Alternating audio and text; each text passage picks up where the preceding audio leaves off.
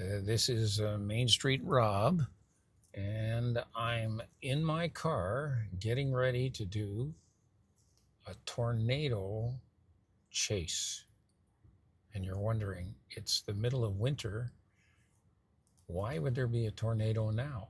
Well, there wasn't. There wasn't one here now. There wasn't one here 10 years ago. There was one in Newington, Ontario, and the surrounding areas of Eastern Ontario in 1935. And it was a terrible tornado, one of the most forceful tornadoes in all of Canadian history. And it happened right there in that little town. Suddenly you look out and you see a very, very dark sky. And in the distance, you start to see a funnel. That's what the folks in Newington saw.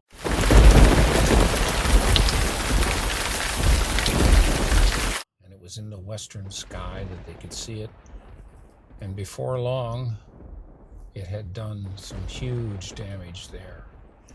15 businesses, houses had damage. There was, in those days, $60,000 worth of damage. But in today's terms, that's $1.4 million worth of damage. So today, we're going to do a little bit of tornado chasing down towards Newington, Ontario, probably about 20 kilometers from here. And we're going down to a road called the Hunter Road, where we're looking for the Charlie Smith farm. And hopefully we're going to find it. These things are not that easy in the modern day, 90 years after the fact. So here we are on Hunter Road, about 2 miles from Newington. And just for the sake of environment, it's a strange, hot, humid day. And in the distance, there are thunderclouds. It looks like a thunderstorm is on its way. And from time to time, you get a little bit of rain that comes down very hard and then kind of stops. And by all accounts, it certainly wasn't a pleasant day. So we're seeing the house in the distance there of Charles Smith, I think. I'm not quite sure. But beyond that is a road called the Gore Road, and that is apparently where Charles had a farm. And he and his brother Harry were on the farm working that day at the end of Gore Road, and suddenly the men looked up and they saw a twister approaching. And as it touched down, all around them, they were quite worried and started running, not knowing exactly where to run.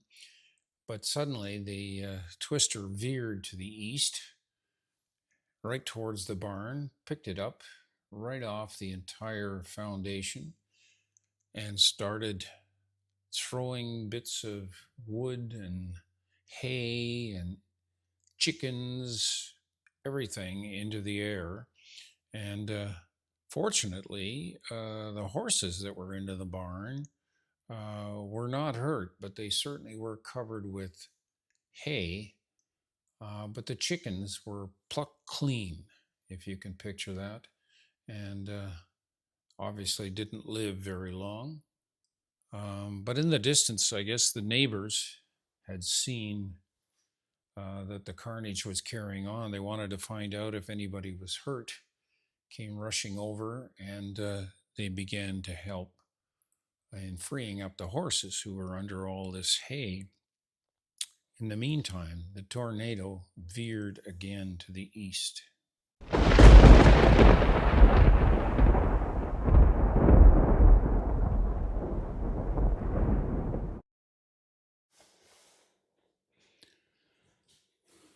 So shortly after demolishing the Smith barn, and I gather a summer kitchen at the back of their property, the tornado moved on and went close by to the neighborhood house of Sam Winters. Now, Mrs. Winters later described this story to Michael Newark, who was a tornado archivist at the University of Western Ontario, in an interview in 1973. But what she said was the sky suddenly got quite dark, and the winds started to come up. Things were flying all over the place, and I could see a black funnel moving quickly out of the west, obviously coming from Charlie Smith's place. So she quickly went down the basement with her daughter and her granddaughter, although accounts vary as to who it was that was really with her. And suddenly the entire house above her was lifted off the ground, and it was thrown some 40 feet away, totally destroyed. And a huge barrel had come through the original front door, and it rested on the remaining parts of the upstairs stairway. And shoes were still neatly sitting by the front door. It's amazing how these things work. So this experience, though, left no doubt that there was a serious environmental catastrophe going on at the Winters home. And no doubt it stayed with this poor lady for her entire life. Now, Michael Newark, the tornado archivist that I mentioned, he noted that the barn was moved. This is what Mrs. Winter said. And of course, for a wind to move, you would need very strong winds. And he estimated that the winds for this tornado were on the scale of F2 or F3. And for those of you who are whiz kids on tornadoes, it's the Fujita scale. But the winds, when you look at the scale, you'll see they're anywhere from 200 to 300 kilometers per hour. And that's probably, I don't know, Hurricane 4, Hurricane 5 level. Well, the rain continues to come down here on Hunter Road, but I'm looking now toward the hydro lines, and you can see how big those hydro lines are, cutting a path through here. Imagine that tornado picking up one of those power lines and just literally demolishing it. You can see this particular power line I'm facing now toward north toward Finch, and we're not sure exactly which one of those power lines was destroyed, whether it was up that way, or I'm going to come down here and you can see it going that way, which is south, and that is towards Newington. But all around here are heavy woodlands that I think at one time, when that tornado came through, they were leveled, just cutting a path. So I'm standing actually on the Zarin Road, and across the street is the Smith Road, and this is County Road 12 that goes that way and this direction to Newington, not too far away. It's not the best of weather, I think, as you can imagine. With a tornado, things in the air, flying, engines of cars, hay, chickens, what's left of them. Some cows were killed in this particular tornado, but you got to remember that the winds were somewhere between 200 and 300 kilometers an hour. Just a horrific time. Here we are at Newington, and across the street here is the fire hall that used to be McAvoy's Hotel. Fortunately for them, during the tornado, there was no damage done to the hotel. And over here we have the famous United Church that used to be the Presbyterian Church. Yeah, I guess the amazing thing that during the tornado, the churches managed to survive. But several of the buildings along this street experienced damage from the tornado. Down at the end was the Smith cheese factory, and it did experience some damage during the tornado. The roof was taken right off that particular building and deposited on top of the railway station. Here we are at the intersection really of Duvall Street and Main Street. Duvall named after the famous Duvall folks that lived here. They had a house over there, and to the right they had a sawmill and Bob Smith's cheese making factory here in 1935 that was affected by the tornado. Blew the roof right off it. It landed on the railway station, which we'll see in a few minutes. But it was shortly thereafter that Smith sold to Kraft.